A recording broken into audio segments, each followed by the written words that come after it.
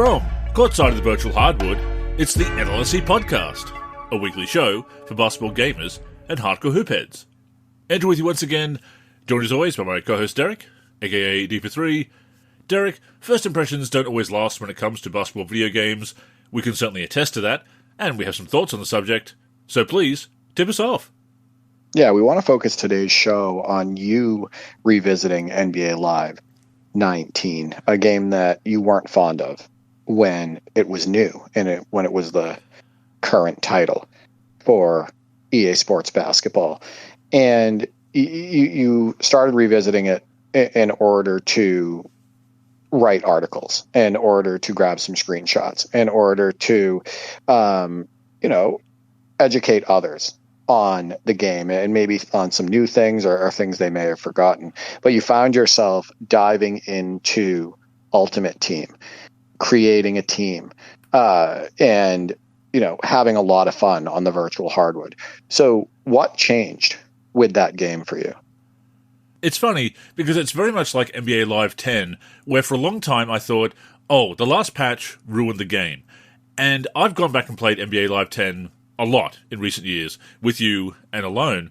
And I was talking to X in the Discord about this, because he was asking about NBA Live 10, and brought up that the last patch is widely thought to have ruined the game. And that is an opinion that I held for many years. And having gone back and played that game a lot in recent years, as I said to him, I'm not sure that I agree with that anymore.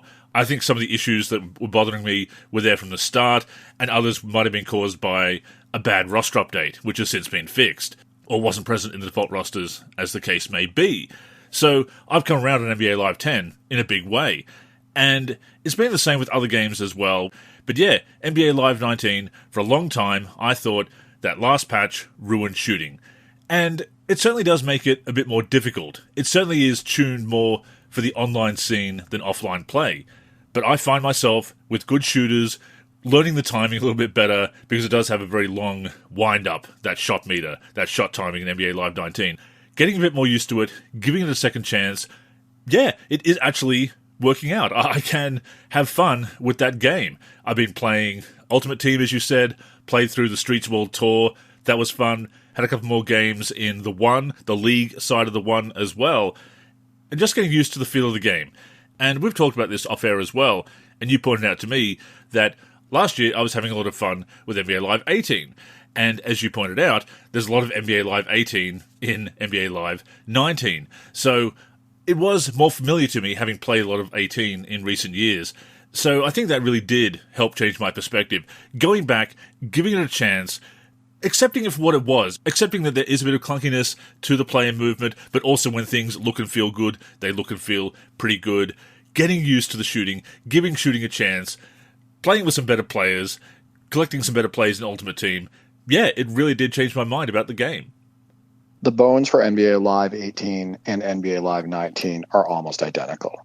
It's the same motion system, right? The way the players move up and down the court, the way they go into their shots, a lot of the animations that play out at the hoop. So that doesn't surprise me at all. But what would you say are your favorite things about the gameplay on NBA Live 19? And do you notice anything on 19 that you like better than 18? It's hard to say, because I think I might prefer some of the ankle breakers in NBA Live 18. They were a bit more satisfying in 18, but I have pulled off some good ones in 19 as well. I'm not sure that I'd say that anything is markedly better.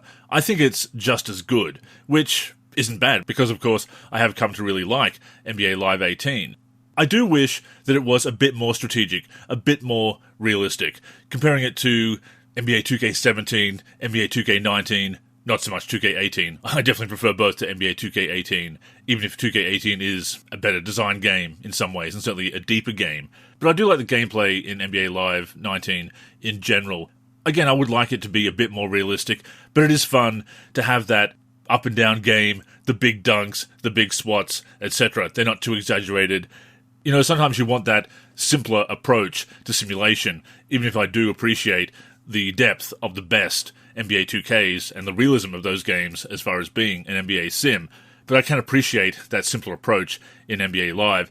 I'm noticing that it's not as unrealistic as I thought. I'm seeing the CPU take more threes than I remember, employing more strategy than I remember.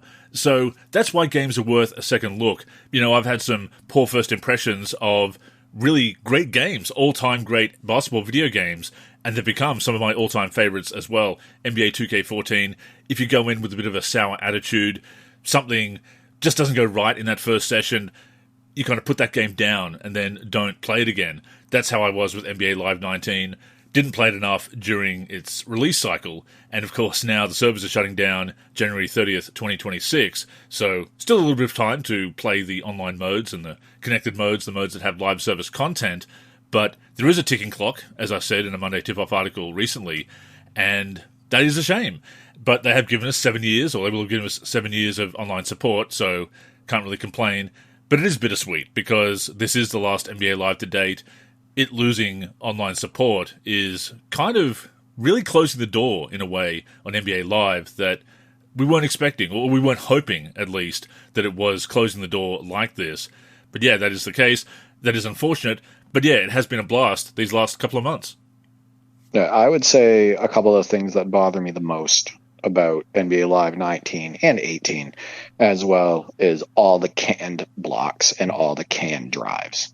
And I think the majority of the times that you drive to the hoop, it feels canned, like you don't have control over that drive. It just plays out in animation, and oftentimes you hit some of the most unrealistic shots that could ever go up. And then you also have just countless canned blocks in that game where the block is coming, a second before it actually happens, because you've just seen it play out so many times. Right. So those bother me. And I would say that oftentimes I enjoy playing NBA Live 15 and NBA Live 16 more. As a result, I think that the drives aren't as canned in those games, and I think playing defense feels more realistic and it's more rewarding. I do want to point something out, and I think you're going to remember this. Do you remember during NBA Live 19's live cycle, when it was the newest game from EA Sports, and it was still competing with like NBA 2K19? Do you remember when there were just countless complaints about how the step back was too dominant? Oh, yes. How when you did a step back, it would automatically initiate the defender falling, and you would just get like a wide open shot, and people were like, "Man, this is way too dominant. This happens too much, and this is unrealistic." And then they patched it so it wasn't as dominant, etc. I just find it amusing, because that was a huge thing back then, a huge complaint. But then you look at like NBA 2K26 and that shot, that step back and moving shots, and all of the hardest shots in basketball were by far the most dominant through this game cycle so far. And you're getting the same complaints for NBA 2K26. But it just made me think of that when I was thinking about canned animations, and that was a big complaint during Live 19 cycle. And you probably remember that. It's like that step back that automatically made the defender fall, and you always got a clean shot off of it. Yeah, I've actually been able to pull off a couple. I've sent you a couple of highlights for the top 10 to consider for the top 10, including a Tracy McGrady step back that did just that. And it was a bit too frequent, but at the same time, it is fun to pull off. And sometimes, as I said, it is fun to have that more casual approach to the sim style. I appreciate that as an alternative to what NBA 2K is doing. And we've talked about that on recent shows as well, that with my NBA 2K fatigue, I'm really missing NBA Live, and I think this is filling the gap. One thing about NBA Live 19 that I think wasn't a good move, and it's one of the reasons I felt it was a step back from NBA Live 18, no pun intended, is that it focuses a bit too much on the streets, which is fine for the streets. The Streets World Tour is a really fun mode. Had a blast playing through the Streets World Tour, but some of those moves, those street ball moves, can be equipped in the league. So you're seeing street ball moves happening in the NBA, and you can do the between-the-legs lob in NBA gameplay. And that is fun. It is nice to have some of those really flashy animations, those really flashy highlights that you can pull off in the NBA side of things. I think that should be the case, but it's kind of out of place when I can do the professor's size-up moves in the league, in the NBA side of things. That being said, I have sent you some highlights where I'm doing just that, because it is a very flashy dribbling move, so it is fun to do all the same. And that's another thing with NBA Live 19, and it's something that applies to NBA Live 2003 and some other games that I've come to see with fresher eyes and appreciate with fresher eyes, is that it may not be exactly what I wanted. It may not be as realistic as I really wanted it to be, and as it really should have been, for that matter, but I enjoy it for what it is. I still think there's fun to be had there. Yeah, I mean, NBA Live 19 is missing signature style in a big way. And, you don't have size ups for the NBA players. Same thing with NBA Live 18. You even had size ups in NBA Live 10, Andrew. Like, you could initiate like a dribble size up and whatnot, but that's out the window with NBA Live 19. The shots on the move for the players in Live 19 basically all look the same, regardless of whatever player you're using. The drives to the hoop, if I drive to the hoop with, say, Jamal Murray, and then I also drive to the hoop with Russell Westbrook, I'm getting like the same animations most of the time. So I feel like a major misstep with NBA Live 19 was just missing the authenticity piece.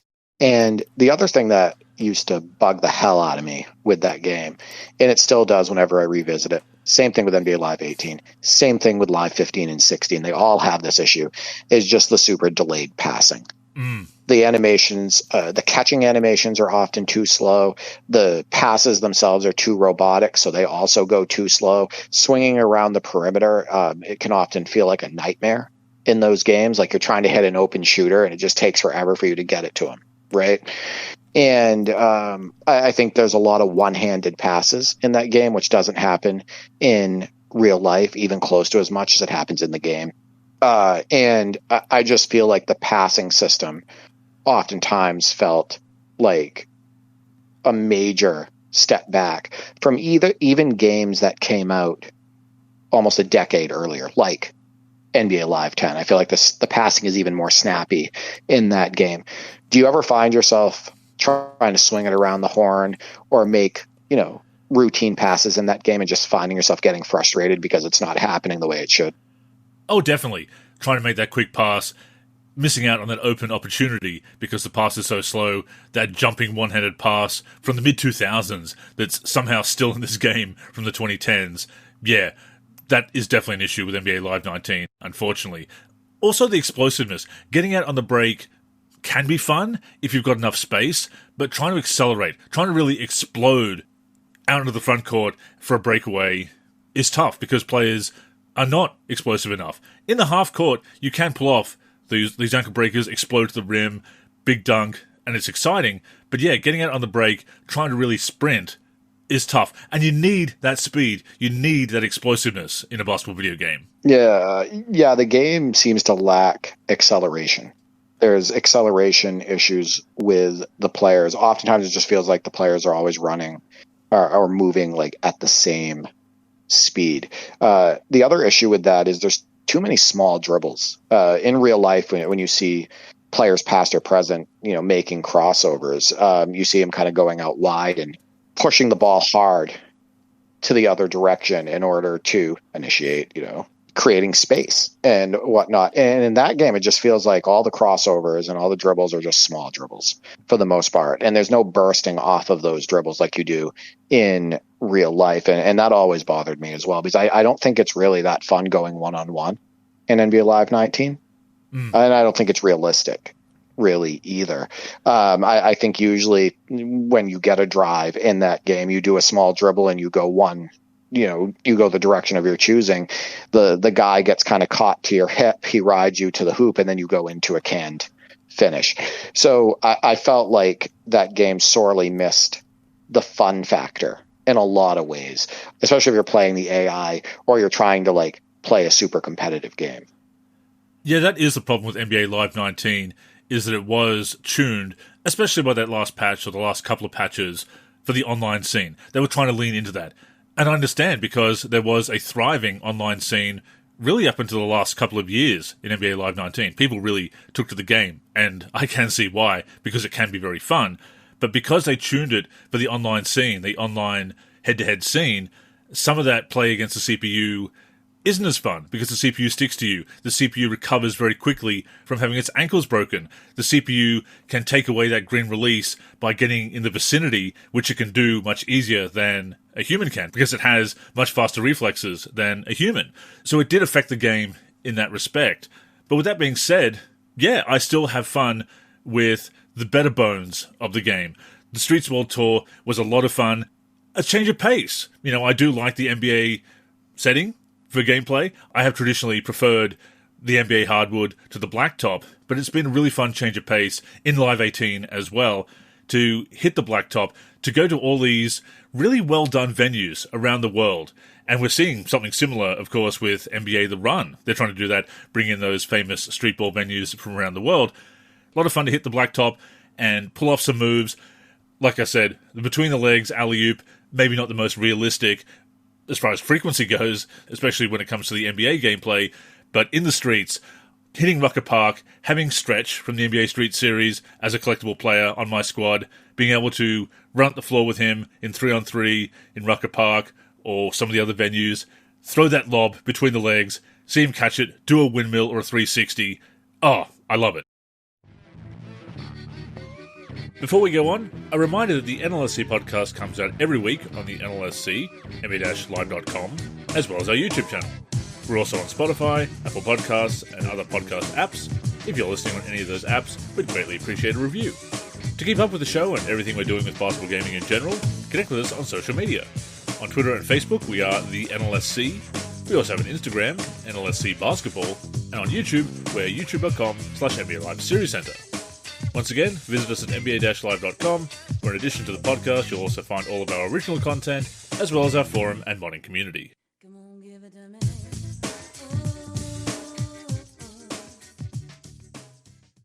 Let's talk about graphics, Andrew. So NBA Live 19 went dark in comparison to NBA Live 18. It actually kind of reminds me of how, NBA 2K14 for Xbox One and PS4 was released, and it had all of these incredibly bright arenas, incredible reflections. Just the game felt alive, right? You could get immersed in that.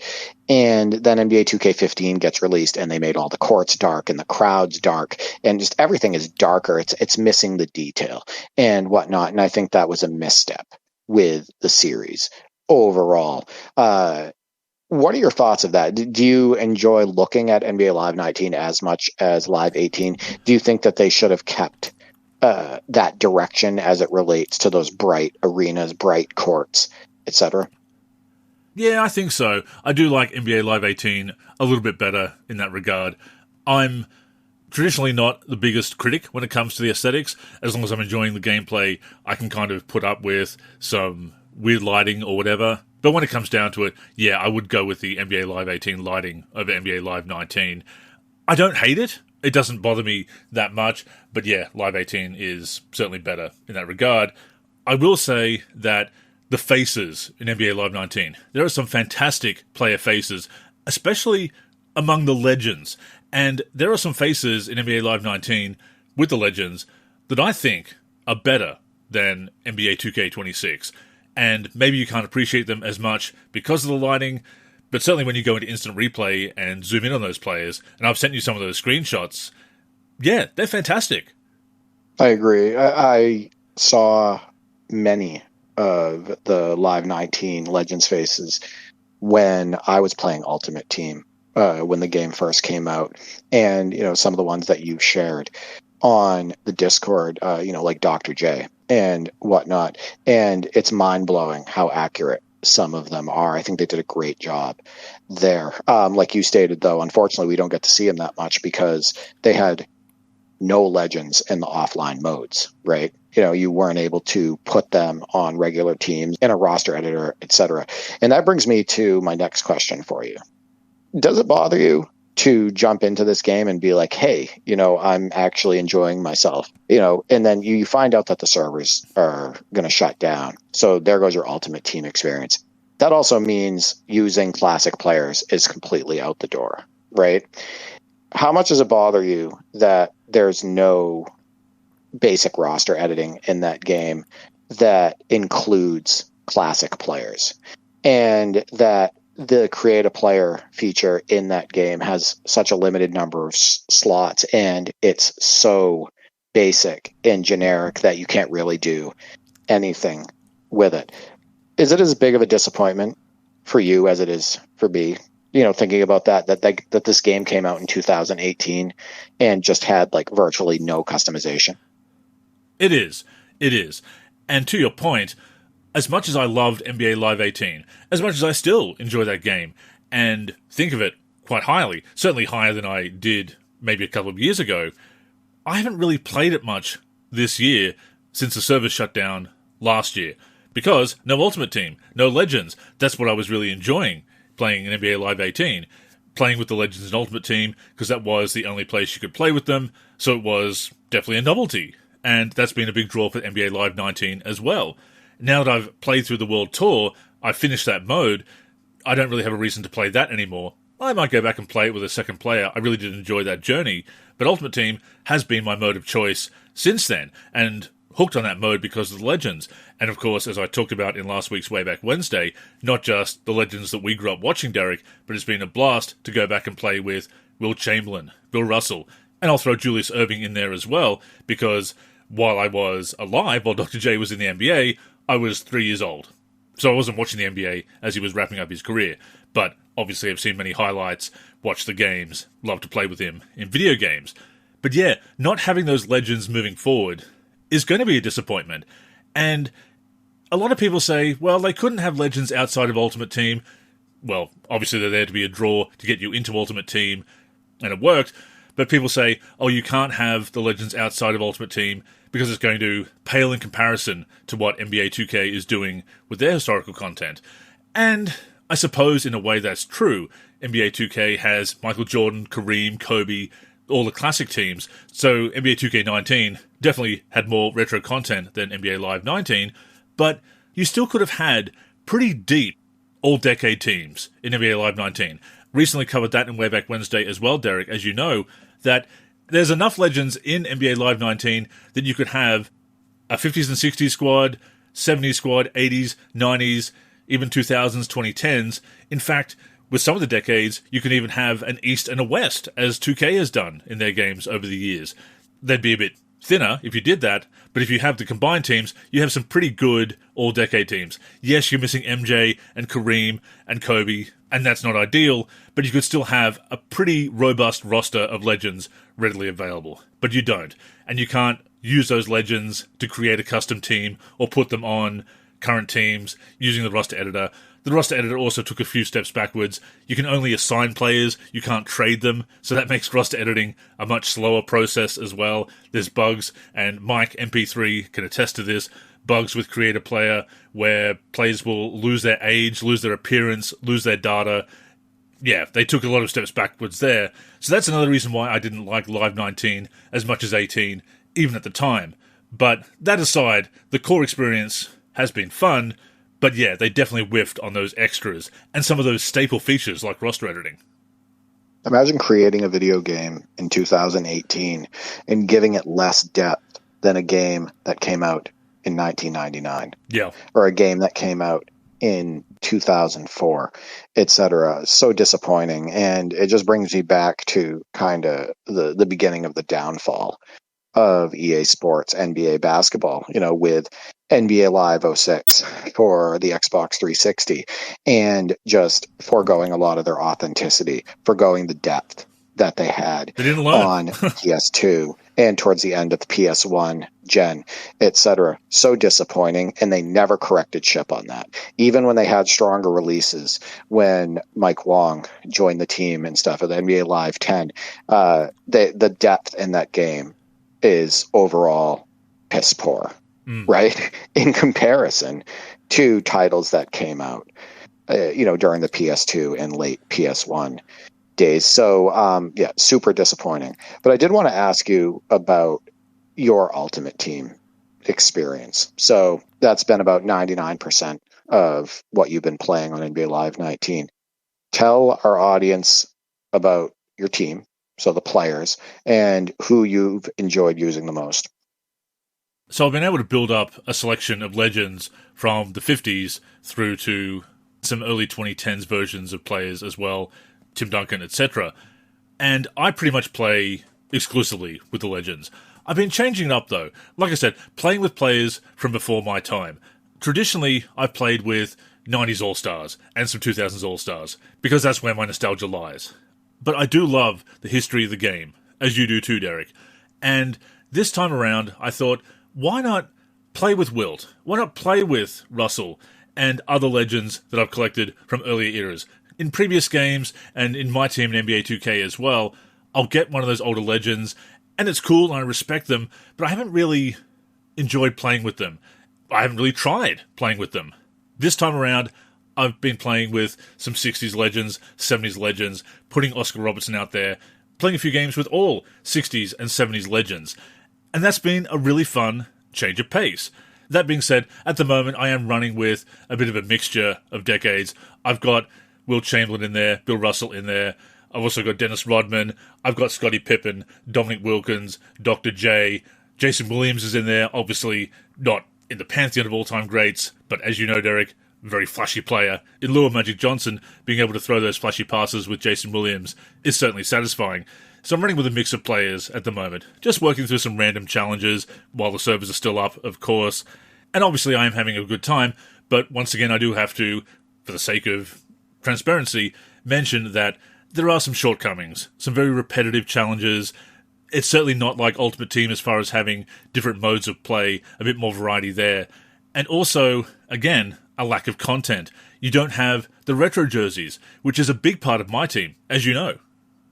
Yeah, and those ratings are ridiculous for the Ultimate Team players a lot. Oh, and missing dunk packages, like Olajuwon. Yeah, I think Hakeem Olajuwon not being able to shoot at all from the mid-range. And you can tell that the people that worked on those players for Ultimate Team, for the most part, have no clue about these players and how they played in real life. And you can also tell that there's a lot of rush jobs. And I think it's only fair that we mention that, because we've talked at length about the rush jobs in the NBA 2K series. Oh, for sure. As it relates to the classic players, related to tendencies and badges and attributes and players being underdone. And, the people working on those rosters, considering it low priority and also not knowing their history. And, EA Sports can't be let off the hook here, because, with NBA Live 18 and NBA Live 19, those players oftentimes do not play anything like their real life counterpart. And I think that's a damn shame, because I've stated it so many times before. There are people out there who do have the knowledge, who do have the drive to work on those rosters, that would make these players play the way that they did in real life, or at least come close to it. And a lot of these people would do these rosters for free, right? So I just think it's a damn shame, and I think that these companies, they consider this content, stuff that they want to promote, but at the end of the day, they don't feel like it should be considered high priority as it relates to accuracy, and they don't think that people overall are going to really care. Which again makes you wonder, who are the games for? Maybe that new, younger audience that the former executive producer, who was originally from the Madden series, again, bringing in the hockey guy did not work for NBA Elite 11. Bringing in the NFL guy didn't work for NBA Live 18 and 19, certainly as well as one would have hoped. And yes, Madden is a successful series, but maybe you don't have that knowledge about basketball. Maybe you don't build that team of passionate basketball fans and knowledgeable basketball fans who are going to put in the effort. Someone put up their hand and say, hey, let me work on the ratings because I know NBA history like the back of my hand, and if I don't know it, I'll research it.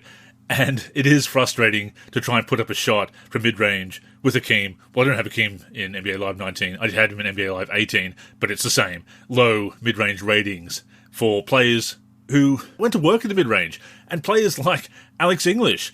I have shot feedback turned on, and I missed a shot in the mid-range with Alex English or Dr. J, and it says low mid-range rating. And it's like, what? Alex English, low mid-range rate. He lived in the mid-range. Exactly. And led the entire 80s in scoring, in total points, mostly scoring from the mid-range. That's ridiculous. It is, and you see so much of that. And like you say, we've called that out in NBA 2K. We need to call it out here as well. as much as they may look great with fantastic faces, the ratings are another issue. And of course, a lot of dunk packages were misassigned in the early days of Ultimate Team. I was going back and reading the thread in the NLSC forum, and you were talking about it in there as well, that so many players who could throw it down couldn't dunk at all. And they did fix that, thankfully. But I still think that Will Chamberlain doesn't dunk as much as he should with the card that I have. There's definitely some tendencies that are amiss. And this is unfortunately historically an issue with both NBA Live and NBA 2K. We could dedicate a whole show to this, and perhaps we will at some point, Derek, talking about some of the worst Legends ratings over time, some of the sloppiness, some of the copy and paste, and of course you had a whole thread on X as well, pointing out just 1%, really, of the issues with NBA 2K21 back in 2020. Glenn Rice, low tendency for three-pointers. Jason Williams having a 0 on flashy pass. Exactly, yeah. Stuff like that. Stuff like that is just ridiculous. And of course we see it here in Ultimate Team as well. But with that being said, I have made the best of it. Some of the players, I can still make those mid-range shots with good timing. Maybe not as often as I should, but it does work. Throwing down the dunks, of course, is exciting. Maybe there are a few too many throw-in dunks, Derek. That was another funny thing with NBA Live 19, that so many poster dunks were throw-ins, but they do look pretty cool. So when I get up there with Dr. J or Scottie Pippen and they do the throw-in and get the and one on that as well, it's exciting. It shouldn't happen as often as it does, but it's still fun. I actually stopped putting throw-in dunks from NBA Live 19 into the top 10, at least the ones that I did, because when I was playing it, I felt like I was doing multiple throw-in dunks a game. Yes. And of course, that's unbelievably unrealistic. And why would I, put that in the top 10 every single week just to bore people with it? I think that's funny about video game design, especially when it comes to sports games. There's certain things that are incredibly rare.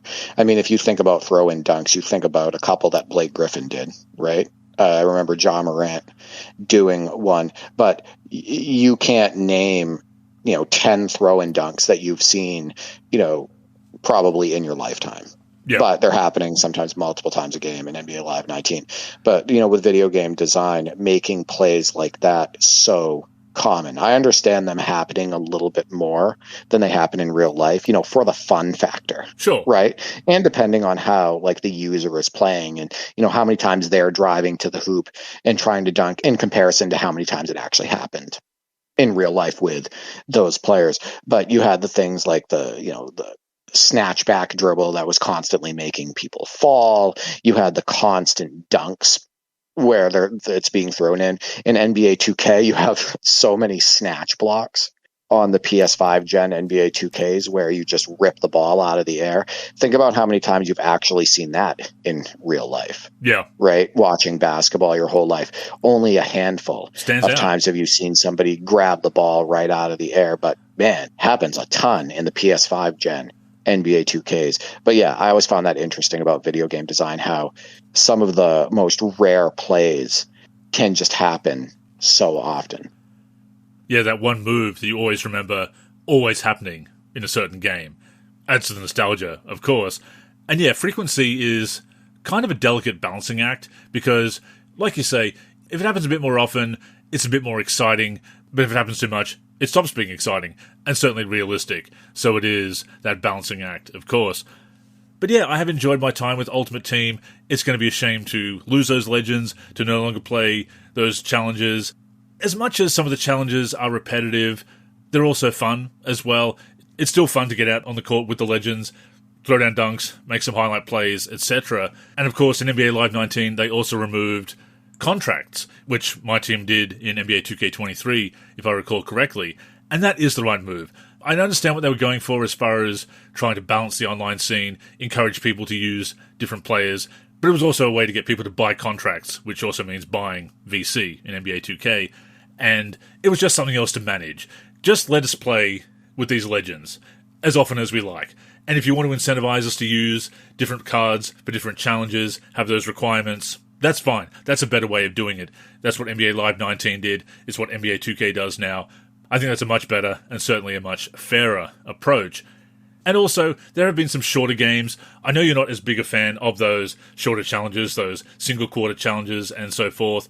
I do like them. They were good as far as building up my collection, with playing through some of the challenges and building up my collection fairly quickly so I could get some of those legends through the Christmas challenge that they had, actually. Very appropriate at this time of year to mention that. That was... Well, Andrew, I want to point out the grinding. Like, I don't like grinding. Oh, yeah. I don't like grinding in video games. And those challenges to me are, you're kind of alluding to it.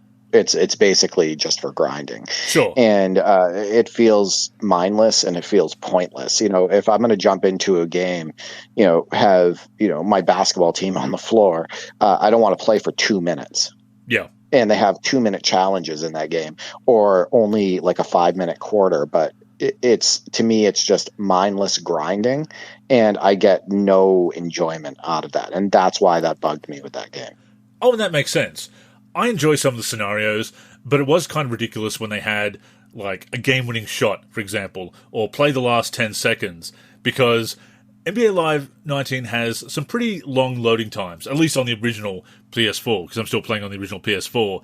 So you'd have this long loading time just to play 15 seconds of gameplay. That was definitely ridiculous. You can't really do that when there is a long loading time. But yeah, I actually have a story about playing one of those shorter challenges.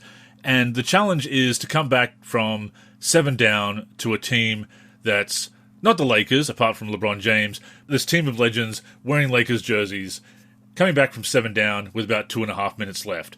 Interesting challenge. And it is doable because I have finished that challenge. But it took a few goes because it felt like I was getting screwed over at every turn. It's a stacked lineup of top-rated cards. I've got some pretty good cards, but they're the top-rated versions of those players. And you've got to come back from 7 down with about 2.5 minutes left. And it took me a couple of goes.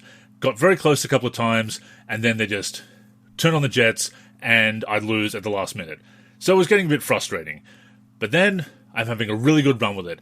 I get the stop on their first possession, I score, I pull ahead, I appear to have the game in hand, 102-100, with about 5 seconds left. I'm feeling pretty good about this, Derek.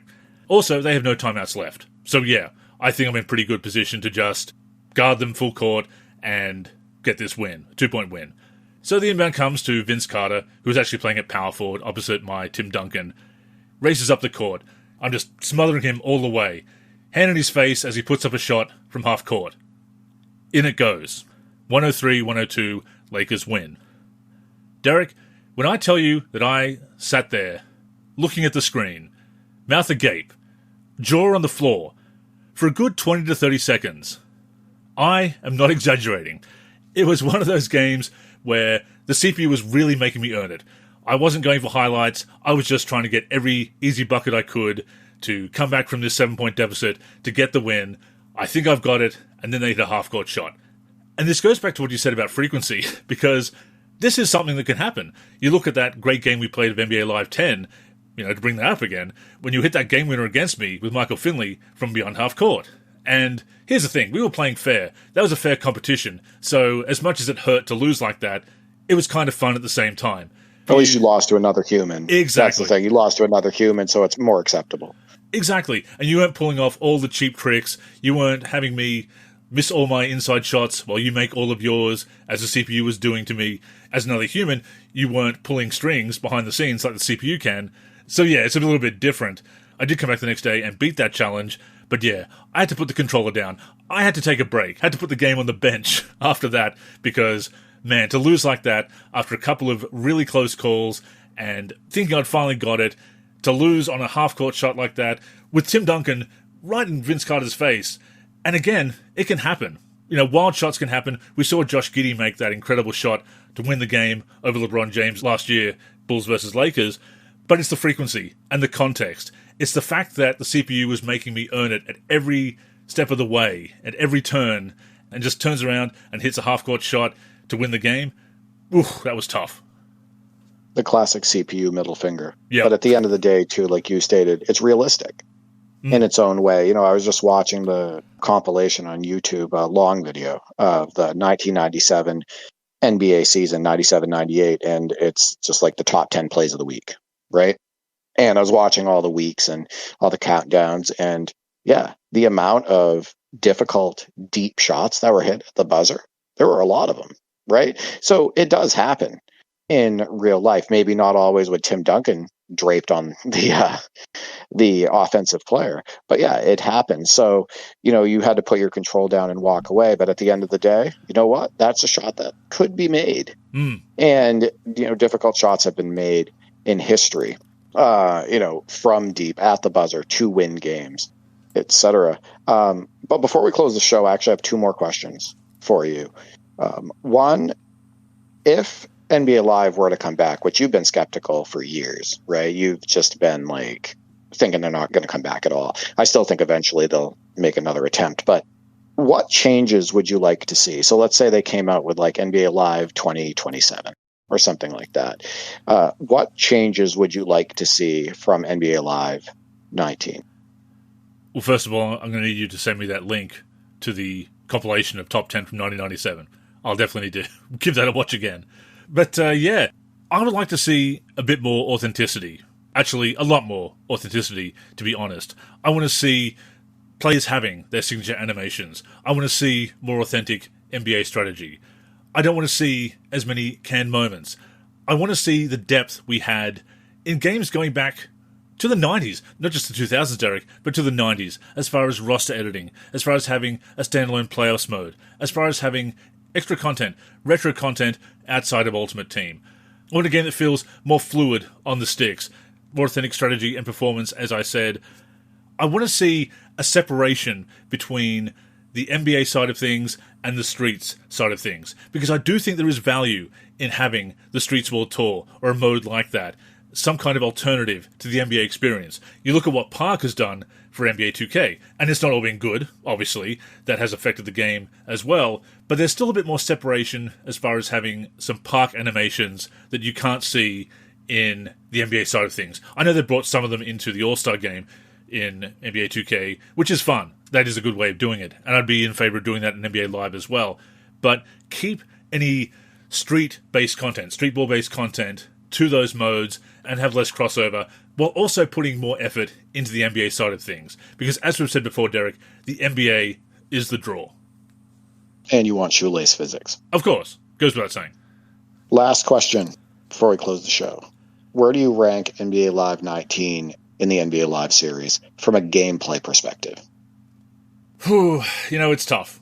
Because as much as I've enjoyed it, it's hard to rank it above a Live 06 PC, or NBA Live 2000, NBA Live 2004, even a Live 2003, which I've gone back and forth on over the years, Derek, as you know, because it did have that more of an arcade style, a more of a sim arcade hybrid style.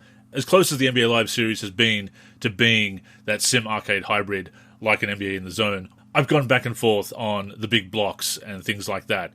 But I'd still be inclined, I think, to rank NBA Live 2003 ahead of NBA Live 19, if only for the fluidity and the feel. I'm not sure I could place it top 10, but I feel like it might be middle of the pack. And of course, different versions of NBA Live, the different platforms it came out on, it varies in quality as well. People talk about the Genesis version of NBA Live 95 being better than the Super Nintendo version, and we can talk about the PC version being superior to both. So when you say, where do you rank NBA Live 95, it's kind of a case of, well, which version? I think that overall, though, I might put NBA Live 19, from the perspective of my enjoyment, the potential it had, kind of around the middle of the pack. I can't put it in the top 10. I need to sit down and really think about it and really get all the games in front of me and move them around a bit. But I do think there's at least 10 NBA Lives that are better than Live 19. NBA Live 10, NBA Live 06, NBA Live 2005, NBA Live 2004, NBA Live 2000, NBA Live 96 for how much I enjoy that game. So I couldn't put it top 10, but maybe around the middle of the pack. Yeah, I think that makes sense. I think what people need to understand, especially the younger crowd when it comes to the older games, it's oftentimes not about the gameplay depth as far as like how many moves you can do, but more just about how the game feels, right? From a fun perspective, which is why, you can go back and play a game like NBA Live 95 or Live 96 or NBA Live 2000, which has far less gameplay depth, but just get far more enjoyment out of it because the mechanics make sense. The action is fluid, and just overall the game feels better in your hands than a game like NBA Live 19. And I think that's what some of the younger crowd misses today, right? Because sometimes the younger crowd is just a bunch of people who have played just the newest games. So they're like, oh, well, we can do size ups and we have a spin, we can do spin moves and we can go behind the back when we want. And we can do all of these dribble moves and I can use a joystick to decide which side of the hoop that I want to finish on and all this stuff. And then the defensive controls and everything. And they can't wrap their mind around the fact that we could get enjoyment out of games that were far more simple from a gameplay depth perspective. Right. And you see those comments sometimes. I've seen posts on social media where somebody will say, people complain about the games today, but look what they were playing back then. And then it's like footage of NBA Live 2003, right? Or NBA Live 96 or NBA Live 2000 or an old NBA 2K, like NBA 2K5 or something like that. And they're not understanding that piece of it. They're not understanding that it's about the fluidity. It's about how the action feels in our hands. It's about the action going up and down the court. It's sometimes also it's about the memories we had with those games. But yeah, that feel is just so important. Absolutely. And it's about the quality relative to the time the game came out. To your point, obviously NBA Live 95 doesn't have signature animations, all of the deep controls of a modern game, but as far as the fun you could have with the technology of the time, that's what we're comparing. Whether it meets expectations, whether it can actually entertain us on the virtual hardwood, that is what's key. And we're often posting classic footage on our social media channels. I just shared a quick reel of Shack Attacks on our socials last night, and a lot of people really enjoying that. And I know that we've cultivated an audience that appreciates retro basketball gaming as we do, but it does bring back those fun memories. And people do remember having fun with the game. And that's what's important. It's not about whether you have ray tracing, the best sweat, the best faces, whatever. Obviously that's nice. Obviously you expect that with the developments in technology over the years, but does that translate to fun gameplay? And when it doesn't, that's how older games that are technologically inferior can still be superior as far as the gameplay experience. And one final word about this. I brought up NBA Live 2003 a couple of times. That is a game that I've had very mixed feelings about over the years. The courtside comedy cutscenes that lean towards the sim arcade style. Like I said, I appreciate it for what it is. And now I think I appreciate NBA Live 19 for what it is. Playing the Streets World Tour, playing some Ultimate Team, getting used to its quirks. Does it mean that it's a fantastic game, one of the best ever, just because I can get used to those quirks? No, it doesn't. There is a certain amount of myopia when it comes to mastering broken mechanics or mastering a game that's a bit flawed. And that doesn't mean that it's not an enjoyable game for you. It can be a personal favorite. But as I said, I think overall Live 19 would be a middle-of-the-pack game in the NBA Live series for me, as much as I have been enjoying it. But it is important to go back and play these games with fresh eyes, knowing what they're about, not having the same expectations of a new release, being able to put aside some of the disappointment, some of the quibbles with the game, and say, okay, I know what I dislike about the game. Is there anything there?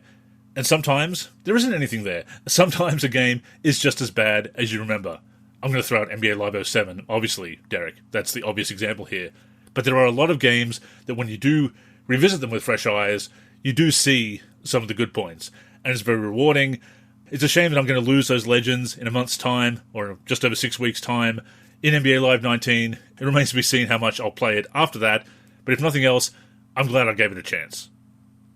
And yeah, to end the show, once again, as we've stated so many times before, the number one most important thing with any video game is the quality of the gameplay. It's more important than graphics. Oftentimes, it can be even more important than depth. Just how fun is the game between the lines? And you'll see, when Andrew and I are talking about games on various different podcasts and whatnot, that the majority of the time, what are we talking about? we're talking about gameplay. We're talking about what we like, what we dislike, what we think needs to stay, what we think could improve, etc. Just gameplay is so important. And that's why games like NBA Street Volume 2, from a graphics perspective, do they hold up to the newest games? No.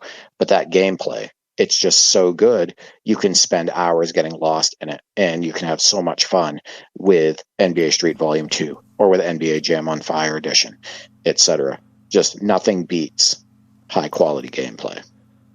Absolutely. But let us know some of the games that you've revisited and see with new eyes.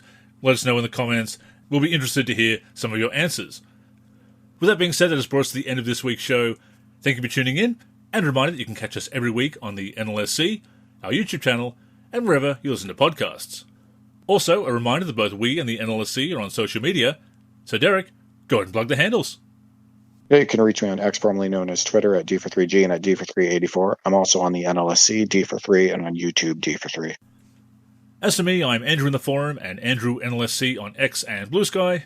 The NLSC is on X, Facebook, and Blue Sky at the NLSC. We're also NLSC Basketball on Instagram and Threads. We're on YouTube at NBA Live Series Center. And of course, keep a look to the NLSC itself, nba-live.com, for all things basketball gaming.